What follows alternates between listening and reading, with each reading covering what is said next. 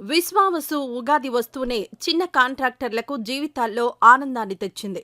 పయ్యావుల కేశవ్ ఈ కాంట్రాక్టర్లకు ఒక శుభవార్త చెప్పారు. 2014-19 ఆగిపోయిన బిల్లుల్ని ఇప్పుడు క్లియర్ చేయబోతున్నారు. నీరు చెట్టు పెండింగ్ బిల్లుల చెల్లింపులకు ఇప్పుడు మోక్షం లభించింది. ఈ బిల్లుల చెల్లింపు వలన సుమారు 17,000 మంది చిన్న తరహా కాంట్రాక్టర్లు లబ్ధి పొందబోతున్నారు.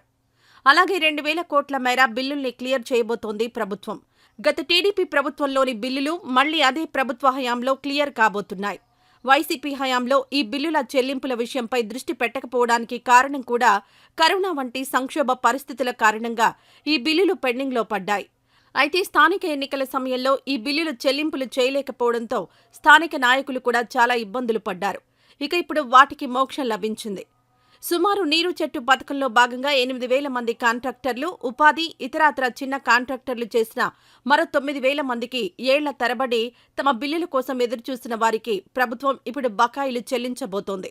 అంటే 17,000 మంది టీడీపీ కాంట్రాక్టర్లకు బిల్లులు చెల్లించబోతున్నారు. ప్రస్తుతం విడుదల చేస్తున్న 2,000 కోట్లలో 10% పెద్ద కాంట్రాక్టర్లకు బిల్లులు చెల్లించడంతో పాటు కోటిలోపు ఉన్న బిల్లులకే ప్రాధాన్యమిస్తామని మంత్రి చెప్పారు.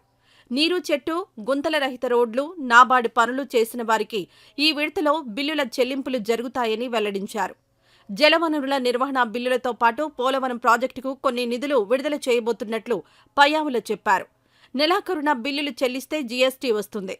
దాని కారణంగా రాష్ట్ర ఆర్థిక పరిస్థితి మైనస్ నుంచి ప్లస్లోకి వెళ్తుంది.